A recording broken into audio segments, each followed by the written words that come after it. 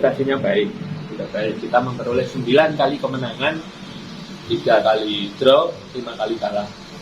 Tapi sebenarnya kita masih kepleset dari target, karena target kita 4 besar. Kita kepleset 1, kita sekarang posisi 5, walaupun poinnya sama ya. Ini menjadi bahan evaluasi kita.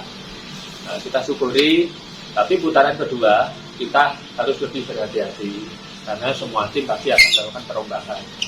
Nah, sekarang pertanyaannya, PSIS bagaimana ini menanggapi untuk putaran kedua bursa transfer ini? Nah, kita sebenarnya jauh hari, selama seminggu 2 minggu ini kita sudah melakukan evaluasi kecil terkait pemain, official dan lain sebagainya, kebutuhan tim, kelemahan tim dan lain sebagainya, terus kita perbaiki. Secara garis besar, untuk putaran pertama ke putaran kedua ini, PSIS mempertahankan semua pemain asingnya.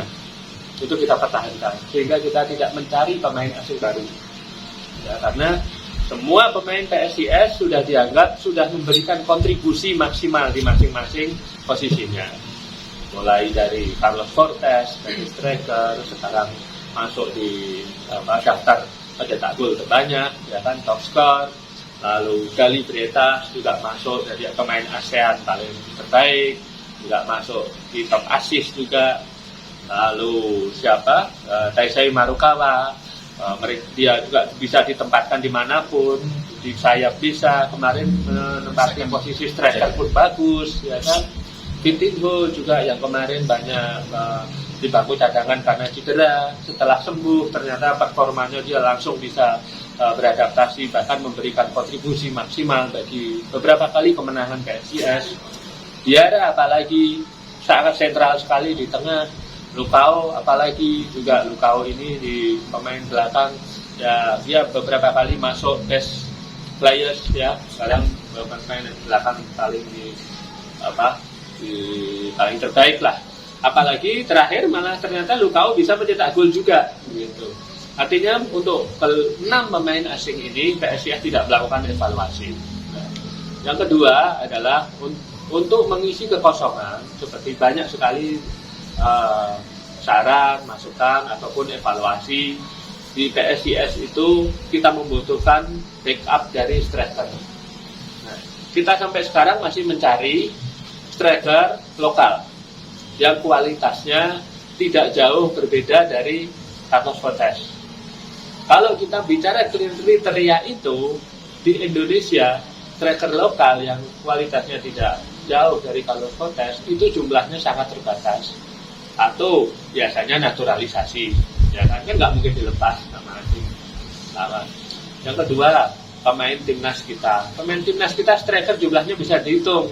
Kemarin kita sempat deketin Ramadan Sananta, tapi nggak dilepas sama Persis Solo.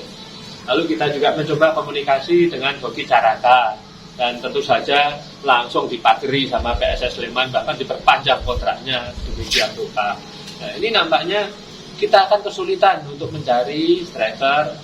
Kita juga sempat komunikasi dengan Dimas Derajat, tapi nggak mungkin Dimas Derajat sekarang tentara ya, jadi dia nggak mungkin dilepas sama Persikabo.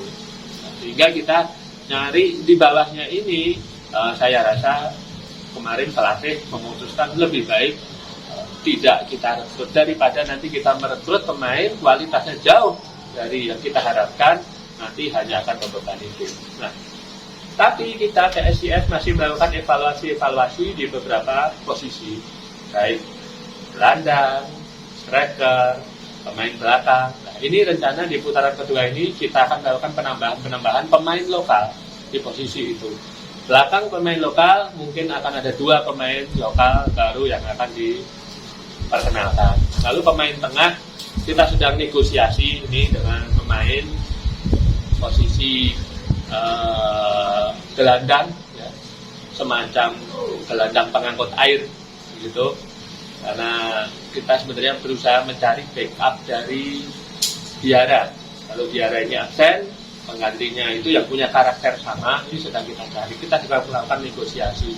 Nah, mohon doa restunya teman-teman, dari tanggal 1 sampai tanggal 28 November ini bursa transfer nanti mudah-mudahan kita bisa mendapatkan pemain sesuai yang kita harapkan. Yang jelas Kita kalau datengin pemain, pasti kita cari yang levelnya di atas pemain yang kita punya. Jadi kecuali kita memang rekrut pemain muda untuk mengisi kuota U23, beda ya. Nanti itu yang kedua. Yang ketiga, saya sampaikan jadi kita fokus pembenahan di pemain lokal saja. Kita tidak melakukan pembenahan di pemain asing. Akan ada beberapa pemain kita yang akan kita lepas dengan skema transfer. Karena apa? Karena beberapa pemain ini kurang mendapatkan menit bermain, sehingga dia merasa gak nyaman, dia meminta menit bermain untuk dipinjamkan atau dijual ke klub lain. Nah, ini sedang melakukan tahap negosiasi. Kemarin beberapa sudah disampaikan, seperti Wawan sudah ke Malut, ya kan. Nah, ini nanti akan ada beberapa pemain juga yang kurang menit bermain, mungkin akan kita lepas ke klub lain. Nah, uniknya PSIS tahun ini itu jumlah pemain kita cukup sedikit. Sekarang itu pemain kita posisi 25 ya. 25. Idealnya memang 26. Sehingga nanti kita tetap setiap kali pemain keluar pasti akan ada pemain nanti. Memang isu-isunya banyak ya, pemain lokal sana kemari itu. Dan banyak juga klub-klub yang sedang cuci gudang juga. Kita sedang melakukan komunikasi ke semua klub. Tapi semua pemain yang kita buru ini semuanya atas dasar rekomendasi dari pelatih.